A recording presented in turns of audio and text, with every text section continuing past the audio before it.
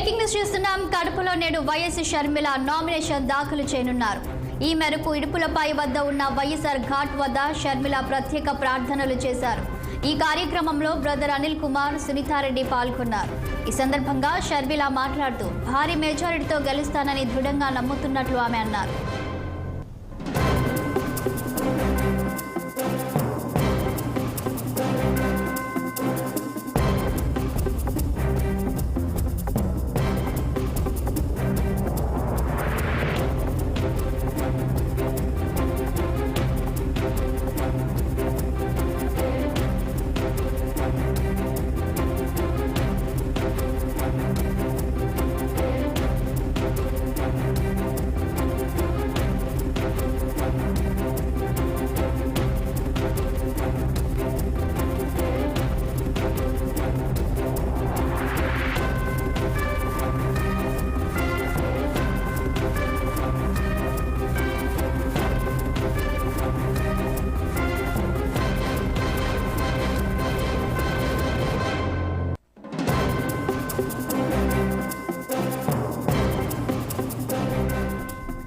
కడపలో నేడు YS Sharmila nomination దాఖలు చేయనున్నారు. ఈ మేరకు ఇడుపులపై వద్ద ఉన్న వైఎస్ఆర్ ఘాట్ వద్ద షర్మిల ప్రత్యేక ప్రార్థనలు చేశారు.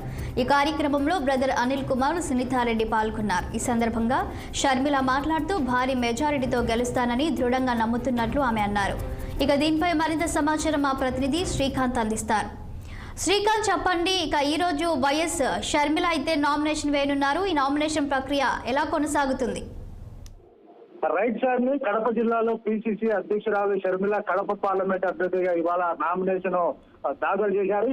ఈ నేపథ్యంలోని కాంగ్రెస్ పార్టీ శ్రేణులు పెద్ద ఎత్తున ఏర్పాట్లను కూడా నిర్వహిస్తున్నారు. దాదాపుగా 20,000 మందికి పైగా కడప పార్లమెంట్ లోని ప్రజలు హాజరు కానున్నట్లు కూడా తెలుస్తుంది. అయితే అందుకు అనుగుణంగానే నాయకులు కూడా పెద్ద ఎత్తున ఏర్పాట్లు అయితే చేశారు. కడప నగరంలోనే అన్ని కూడళ్ల మీదుగా ర్యాలీ నిర్వహిస్తున్నారు. అయితే షర్మిల నామినేషన్ కార్యక్రమంలో పాల్గొనేందుకు కడప జిల్లాలోని నియోజకవర్గాలుగా పోటీ చేస్తున్నటువంటి ఎవరైతే అభ్యర్థులు ఉన్నారో వారందరూ కూడా హాజరవుతున్నటువంటి పరిస్థితులు కనబడుతున్నాయి. అయితే కడప జిల్లాలో కాంగ్రెస్ పార్టీకి పూర్వ వైభవం కొట్టొచ్చేలా కాంగ్రెస్ పార్టీ శ్రేణులు పెద్ద ఎత్తున జెండాలను చేతబట్టి బైక్ ర్యాలీలు కూడా నిర్వహిస్తున్నారు. అయితే ఓవరాల్ గా చూసినట్లయితే వైఎస్ షర్మిల ఎంపీ స్థానంపై గురిపెట్టి ఖచ్చితంగా ఎంపీ స్థానాన్ని కైవసం చేసుకునే దిశగా కనబడుతుంది. అయితే తన తండ్రి సమాధి సాక్షిగా దీక్ష పూనాలు జిల్లా